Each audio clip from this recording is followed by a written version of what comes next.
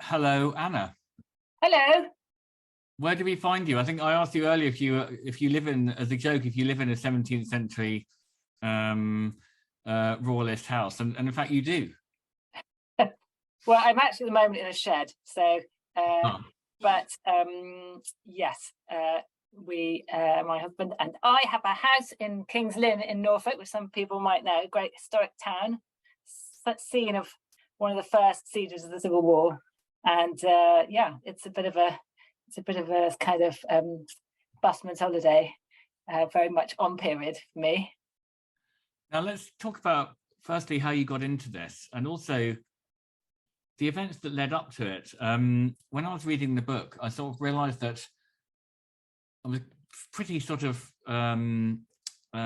muddy about dates. And some of the things that surprised me in your account, and we're talking about sort of, first half of the 17th century, and particularly 1649 onwards, of that period, which sounds just so depressing and horrible, was that there was still this massive Catholic Protestant thing, and I remember reading it and thinking, hang on, I thought that, in 1635, it's 1535, what am I talking about, Henry VIII, there'd already been a sort of a Protestant Reformation, but 150 years later, hang on, if I get my dates right, or 200 years later, there were still these amazing rumblings. So nothing had really been decided. Nothing had been decided, and there were still some quite medieval elements in society. Yeah, I mean, I think the thing is that my book and the area that we're talking about is about this revolution that happens in the British Isles in the middle of the 17th century, and because revolutions, we think of them often in the context of, say, the French Revolution or the American Revolution or the Russian Revolution, all of which are much more recent. We think in terms of really political revolutions and an argument about stuff to do with politics and society and the haves and have-nots and all that kind of stuff. But actually, the revolution that happened in this country was really overwhelmingly a religious revolution, and it kind of, it dates very much to the age where religion was overwhelming concern of the time. And so as you say, I mean, yes, the Reformation happened 100 years before this, so there wasn't much debate that Protestantism, if you like, was the kind of side that had won, and that was the sort of national mood. But as we know from all these things the world over, there's many a sort of complexity within even a kind of particular branch of Christianity, and in the case of Britain, about like how reformed, how Protestant the country should be. Should it be super Protestant, Calvinist, if you like, doing away with all the mumbo jumbo, as it were, as they would have seen it, of the medieval church?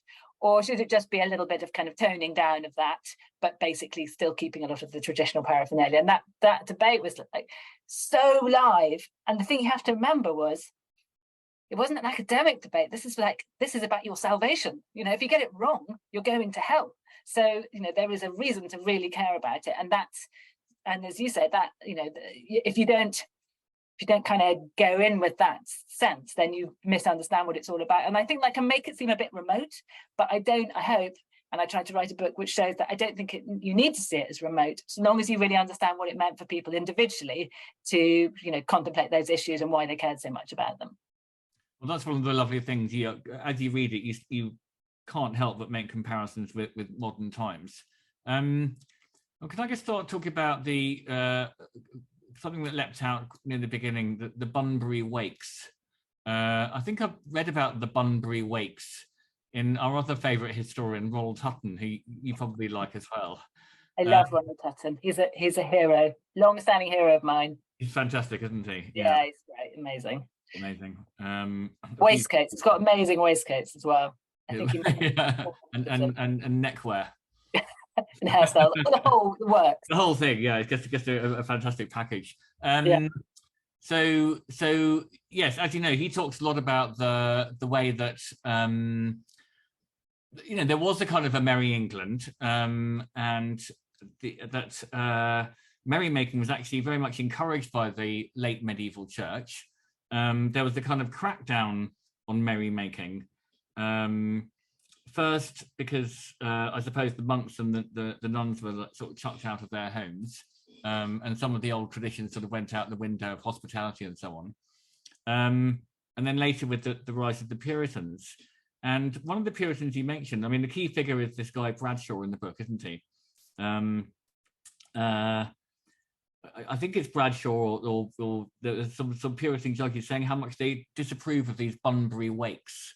And Bunbury was a town, and Wake was like a sort of a festival, a party like Bartholomew Fair or something. And this sort of medieval versus Puritan attitude, was still being sort of fought out on the streets. Yeah, so as you say, that one of the characteristics of life in England pre-Reformation were all these festivals of the year, some of which we've still got memories of. May Day, probably the most obvious one, Christmas to an extent, but there were all sorts of other stuff that happened during the course of the year, sort of, which weren't kind of like liturgical things. It wasn't a sort of ceremony in the church, but was stuff around it, parties and events and celebrations and feast days and saints' days and all that kind of stuff. And yeah, as you say, I mean, lots of that continues after the Reformation, kind of toned down a bit to an extent, but still happening, dancing around the maypole and all sorts of things. But there was a nagging doubt in the minds of lots of people that this stuff was basically, you didn't find it in the Bible. It didn't say in the Bible put up a maypole. It said the Sabbath is sacred and all the things you should do. And a feeling that all this stuff that was going on was displeasing to God. And they had reason to think that because stuff went wrong. So, for example, John Bradshaw, who you mentioned, who's one of the sort of protagonists of my book, who is the man who tried Charles I, he grew up in a village where the wakes, which are kind of like festivities that happened in May Day, there was a guy who came to the May Day celebrations in their town who had a performing bear, which he brought with him, which was all very exciting, and he was in the churchyard doing his performance. And there was lots of drinking and hijinks. But then a couple of weeks later, the bear gorged its owner and he was killed. And the thing is that at this period, and this is like such a crucial thing to sort of get your head around, if something like that happened, it wasn't so bad luck or because the bear was hungry or, wasn't one of divine intervention. It was God. And his big pointy finger came out of the sky and said, this is what I think of what you're up to. Yeah. And that happened on a local scale, so with individual kind of practices, but it also happened on a national scale. Oh, England, or to an extent, oh, Britain, but anyway, oh, England, a terrible plague sweeping through England as it did in a series of waves in the pre-Civil War period. This is God saying, you are displeasing me, with all the things you're doing. It is not what I expect of a proper nation. So people felt very strongly either for or against these things, not because it was a kind of matter of taste or whatever. It was because hellfire and damnation would be coming your way if you were doing something that God didn't like. Now, John Bradshaw is this very important character in the book, the lawyer. As you said, he's the man who sort of tried Charles I and had him executed. You don't hate him. I mean, you're quite sympathetic to him. I think, have I got this the right way around? But he grew up in quite a sort of almost bohemian intellectual family, and he wasn't a sort of super posh or anything. But he went to London. He became a successful lawyer. He made money, and he seems like quite a sort of measured character. He's not a caricature Puritan. No, and that was one of my starting points, because when I started on this, I mean, I don't know, probably like other people who are interested readers and followers of history, that I always found this bit in the middle of the 17th century quite difficult to kind of navigate.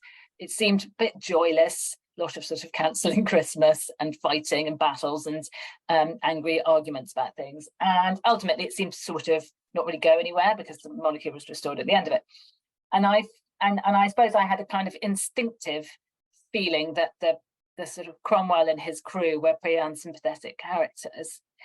And I just had this really strong feeling overlaying that I was clearly really missing the point, because these were human beings. And, it's one of those things, isn't it, about, it's easy to kind of fall into the thing of assuming some sort of infantilizing the past, like people who lived in the past somehow weren't as clever or weren't as sophisticated in they all thought the same thing as each other or something like that. Yeah, or that they weren't as complicated as people now. And I would, so when I sort of started thinking about this, I was thinking, yeah, but that's not, the actions of those people, but right down someone like Bradshaw sitting there in Westminster Hall, where we could all go now on that amazing sort of dais, looking down on and condemning the king. Now, that's a pretty big deal to do that. I mean, even in the modern age where we haven't got round to reforming, let alone abolishing the House of Lords, this is doing all of that and abolishing the monarchy and executing the king. It's a big deal. How does somebody come to do that?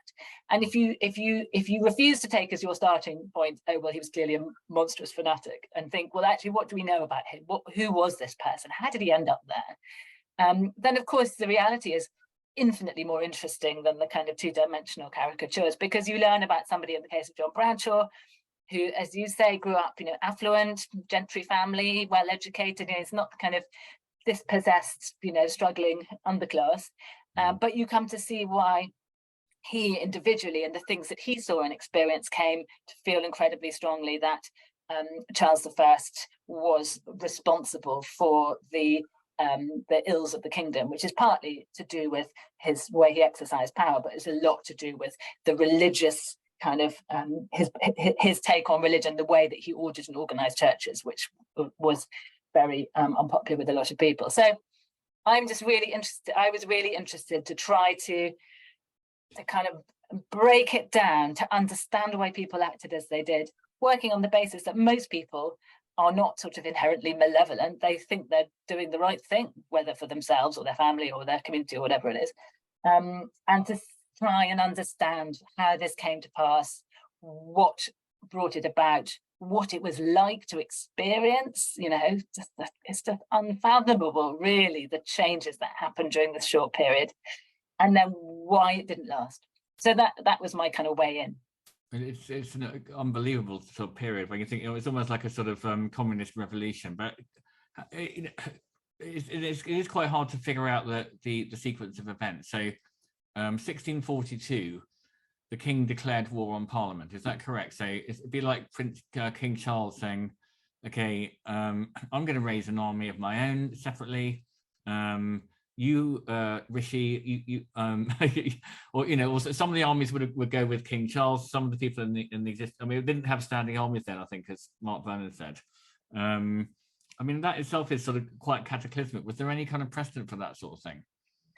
Well, there are plenty of precedents for, as Charles I would have seen it, there was a rebellion against him. Now, I mean, yeah, that's not how it was seen by those who were on the other side, who felt they were standing up for the rights of the people and the nation in the face of his policies. But there are plenty of precedents for rebellions, and what normally happens is Henry VIII with a number of rebellions in the 16th century and through the 16th century. You gather together some fighting men, you send them off to deal with it.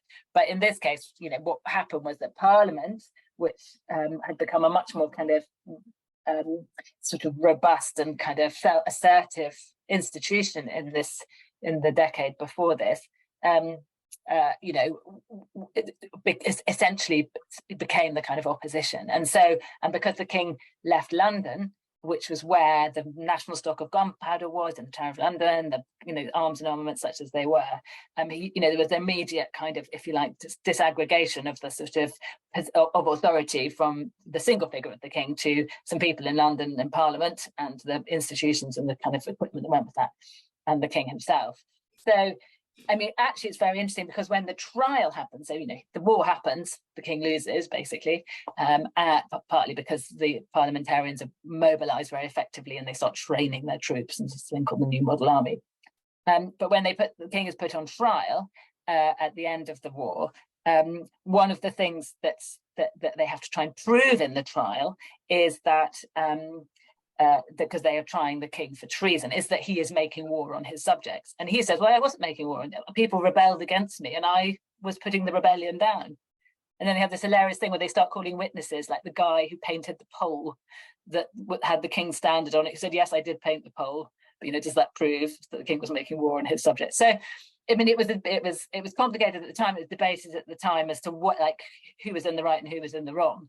But ultimately, Charles I, like many a dictator, put on trial, refused to acknowledge the legitimacy of the court that was trying him, and so it never came to kind of normal conclusion, and that counted as a guilty verdict, as a guilty plea, essentially.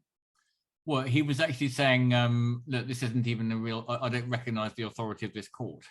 He says, well, show me one precedent that says that you're allowed to try me. First of all, it was a group of people who were appointed by the House of Commons. The House of Lords had just been ignored. I mean, at this time, they were of equal stature. There was a tripartite sort of authority between the King, the House of Commons, and the House of Lords.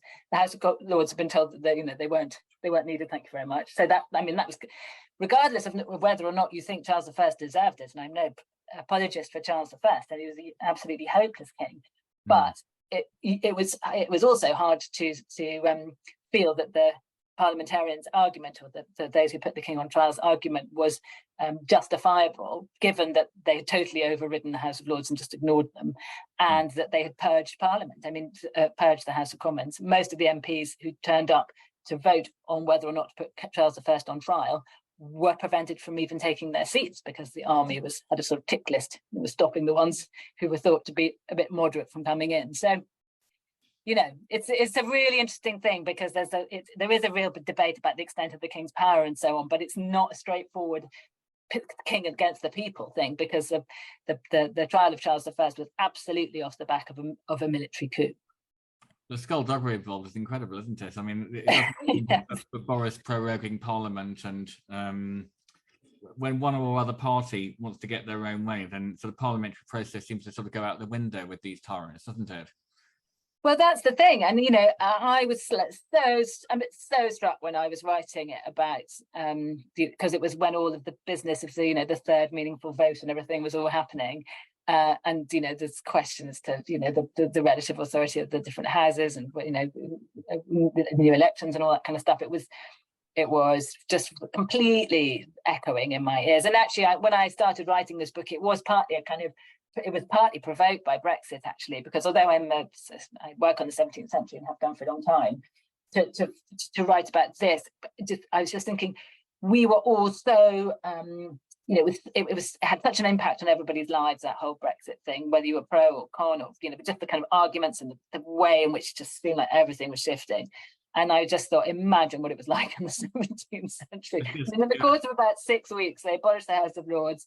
They confiscate all the royal lands, they melt down the crown jewels, they abolish the monarchy, they kill the king, Yeah, so it's like we killed King Charles, and then we hung draw and quarter Boris and have him paraded through the streets, and abolish the NHS. I mean, it's that kind of scale of stuff, equivalent for people in the 17th century. Bishops were abolished, like that overnight. I mean, it is slightly less risky nowadays, because you can have a very bad political career, but immediately afterwards you can make millions in the city, can't you? Whereas in those days you were thrown into a dungeon, killed, beheaded, tortured. Yes, there was less of a way back than there is now. Another sort of common feature, perhaps, is that this is in 1649, so the king's executed, and so almost immediately in your telling, people sort of rethinking how a world could work, because if suddenly we have no king, everything is questioned, isn't it? And you focus on this really very sort of attractive character of Winstanley, and his kind of slightly weirder counterpart, John Everard, who started a movement called the Diggers, and wrote lots of pamphlets which were published by a sort of radical publisher. Why did you want to sort of focus on that? Because in a way it was sort of a pretty sort of teeny movement. It was fairly quickly squashed, but it was sort of symbolic. Yes. So as you say, the figure of Gerard Winstanley is one of the way the book is structured is I have a series of individuals in whose company we travel through a bit of the decade, and that makes up the story of the Republican years.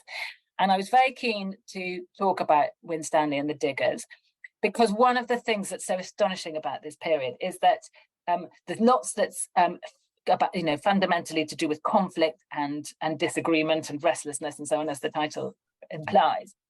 but there is an unbelievable kind of creativity and intellectual sort of range and sparkiness that comes from basically throwing up lots of things that have been accepted and, you know, lived with as certainties for so long. And that was incredibly discombobulating for people, but it was also hugely, hugely creative. And you know, this was the first time really where, you know, in this country, where first of all, you didn't have a single sort of largely unchallenged national church that was telling you, you know, how to worship and so on. But also these questions were being asked about the extent of the king's power, and should he be allowed to do this, and what sort of model of sovereignty do we want to have? Should there be bishops? Shouldn't there be?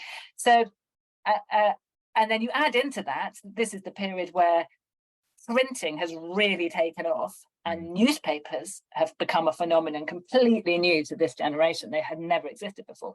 So you have, but the kind of combination of both the sort of tinderbox of intellectual creativity of the sort of changed circumstances of the age, and then this massive sort of, you know, the kind of inflaming force of things being carried by popular cheap print to be as ideas, you know, to be pick up pamphlets and, you know, like a sort of well, I mean, it's a fairly obvious comparison, but today we would have social media as the big new thing, which the various tyrants or political players all leap on, you know, with great enthusiasm.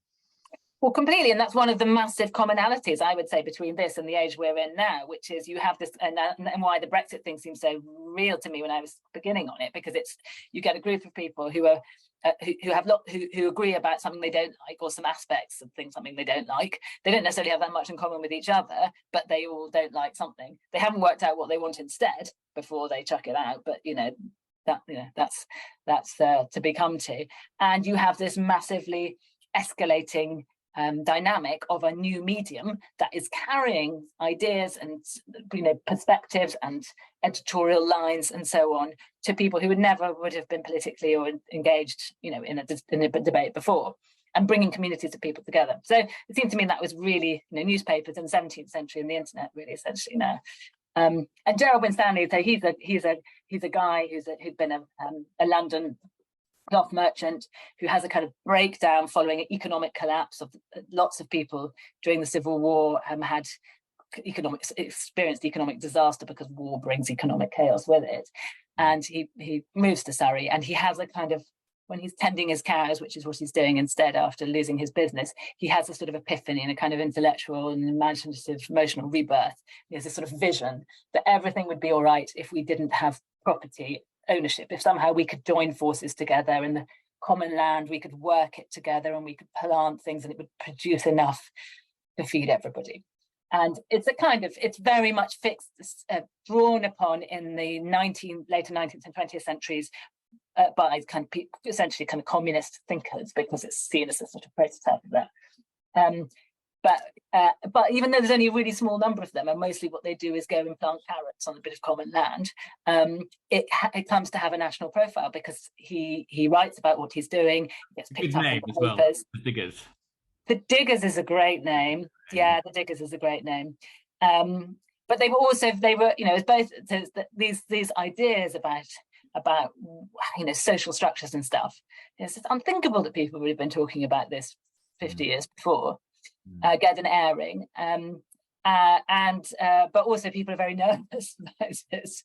So, property? What do you mean, my property? Well, no, I don't think we should do that. So I just wanted to capture something of the energy of it. There are different groups that come about. He's not the only one, but it seemed to me to be a really, really interesting example of how, although there's lots that's destructive about this period, this wonderful kind of rangy, and it's a very optimistic vision his, and he says, oh no, you don't have to give up your property, it's only bits that don't belong to anyone we can work on. So, you know, it's very sort of positive, and they ultimately unsuccessful.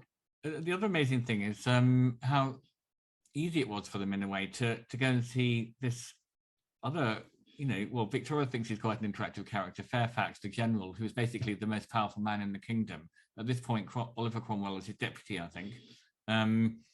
But Winstanley and Everard, these two sort of, you know, fairly odd, eccentric people, it would be, get an audience with him. It would be like like, you know, Johnny Rossen going to have a chat with the Queen, Well, no, something like that. But that's not a good analogy. But and he seemed to welcome them in and take interest actually in their project. Yes, so that, yeah, absolutely. So Thomas Fairfax is the head of the army, as you say. Oliver Cromwell at this stage, and really right until he only sort of comes to the fore in the sort of mid part of this period of the Republican years, is this number two. And Winstanley and his sidekick Everard get an audience with Fairfax. I mean, the word's been getting around, something funny is going on. It's in Surrey, in Cobham in Surrey, near the in the place they do their planting of the vegetables is now the most high-end gated community you could ever imagine. It's really? A hilarious inversion of what they stood for. Anyway, the exact opposite, yeah. Called St George's Hill. You sometimes see properties there. They sort of belong to people like Ringo Starr and stuff, and you see them in the property pages. Anyway.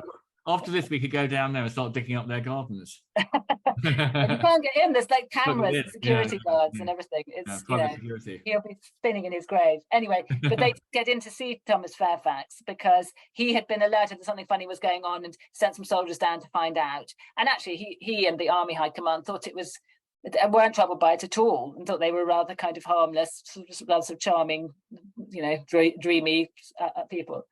The people who really hated them being there were the next door neighbours, the sort of affluent people who lived across the road, who were like, we don't want these, sort of weirdos in our respectable. Yeah, exactly. It was like that. And that's quite often the case. So it wasn't that they were crushed by either royalist or parliamentarian sort of bigwigs. It was the people who, from the next door village who said, we don't want their types, smelly types around. Now, how long have we got? Can we just skip to the sort of conclusion now? And then it would be great to talk a little bit about your work with the Landmark Trust, because, I suppose I'm sure you could have been an academic, and you're not exactly an academic because you're not, connected to a university. I think I'm right in saying. Yeah. So you've had all these other jobs, and but you've written these books under your own esteem, so to speak. So you're an independent person, and your latest one is the director of the Landmark Trust, which is such a beautiful institution. But can we just end with a bit that always fascinates me, certainly in this story, which is the return of the Merry Monarch. The maypoles go up and the theatres reopen and everyone's really happy. Is that also a bit of a caricature or an exaggeration of what actually happened?